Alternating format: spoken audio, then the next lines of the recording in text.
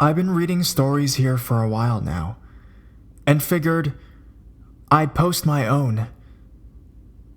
I had to get my brother to help recount this, as I was 12 at the time, and scared shitless as a result.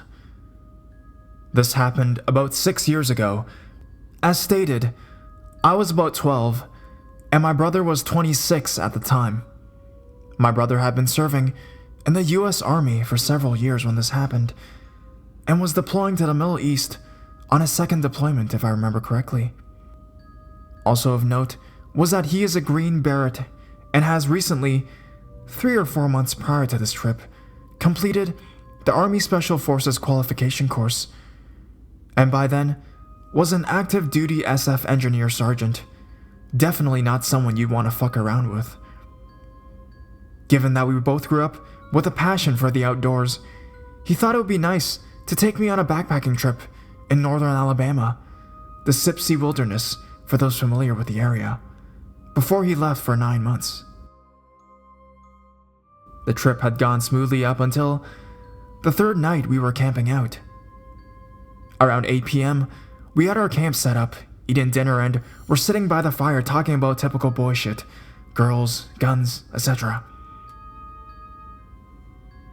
For some reference, our spot was about 50 yards from a large stream, and about 50 yards downhill adjacent to the large path.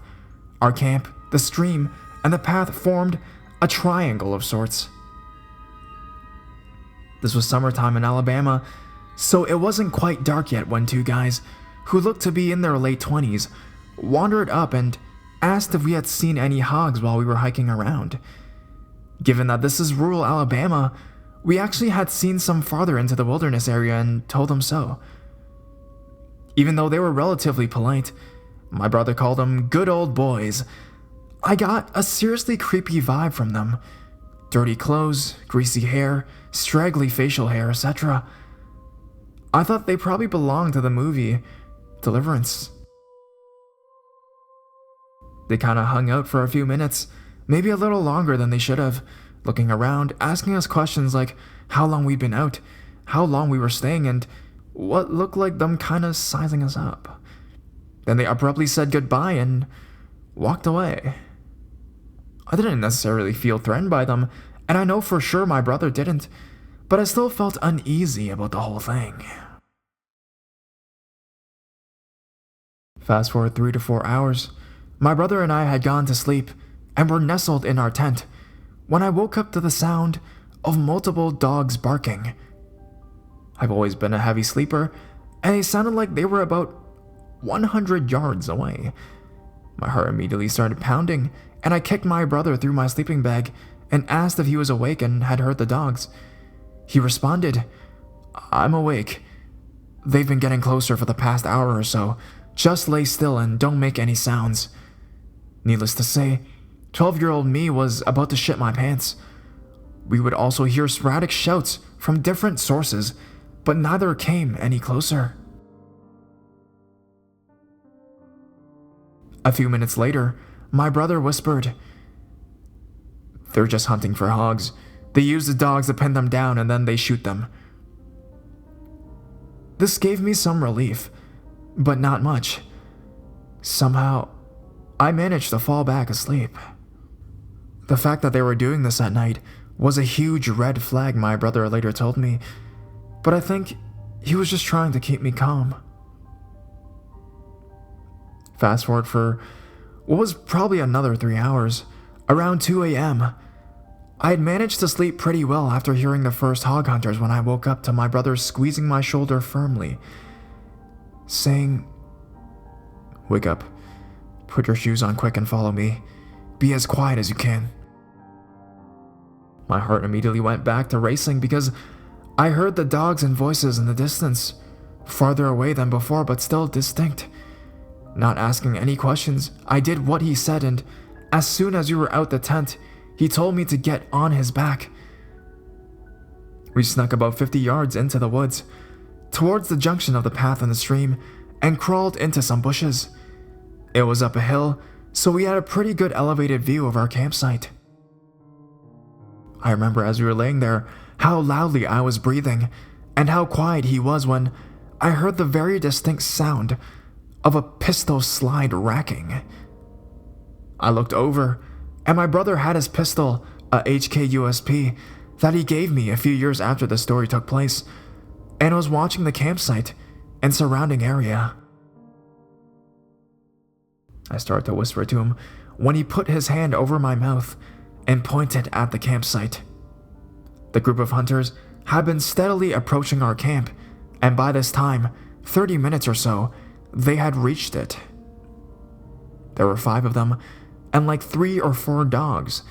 They all looked relatively young, but 2 had either rifles or shotguns, and the dogs were going crazy, obviously having smelled our scent. For those of you who are backpackers and campers, nobody comes out to a random camp in the middle of the night with dogs and guns and has good intentions. I knew this, and my brother knew this. I was scared shitless. I couldn't make out what they were saying, but my brother later told me that they were talking about us, although he hadn't heard any specifics either. They lingered for about 20 minutes, shining flashlights around and talking to themselves, when my brother put his mouth to my ear and said, "If they come towards, I want you to turn and run as quickly as you can. Don't stop. Don't look back. Stay off the trail and look for the flashing lights." I didn't know what he meant by this, but that'll come later.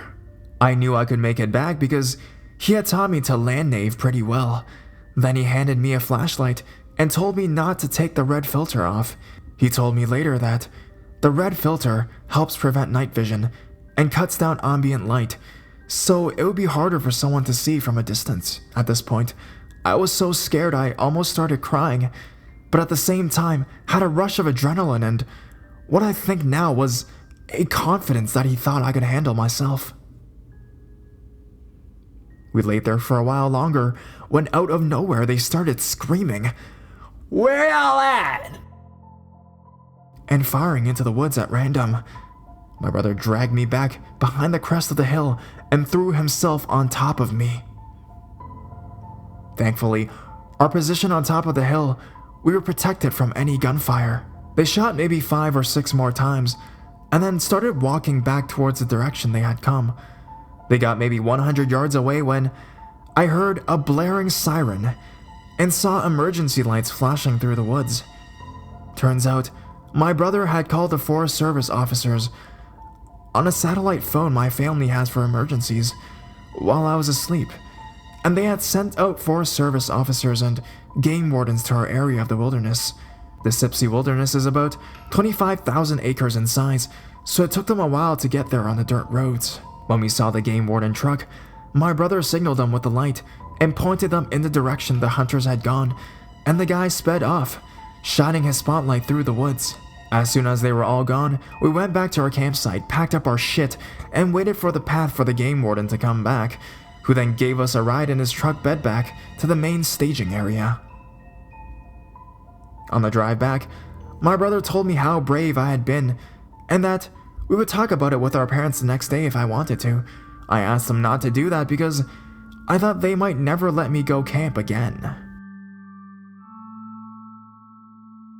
Creepy rednecks in the woods, let's not meet again. You might get shot next time. Follow up, we never got any definitive information on what happened to the rednecks we encountered. I have many friends who have gone out to the Sipsey area and had a great time with no creepy stuff going on. However, it is a truly wilderness area, and law enforcement response, if you can even reach them, would be slow. I was lucky that my brother was there and reacted so quickly. Otherwise, who knows what could have happened. We also got lucky that whatever their intentions were, they either reconsidered or lost interest. I will note that when they left our camp, the game warden showed up pretty soon afterwards, but I didn't see what the guys and their dogs did. If I remember correctly, they headed in a direction parallel to the stream, away from the trail inaccessible to any kind of vehicle. Maybe the warden continued on and took another trail to try and cut them off. We waited for about 30 minutes for him to come back, and he said that there were other officers out looking. There are only so many paths that you could take a truck or quad bike down, so any thorough search effort would have to be done on foot.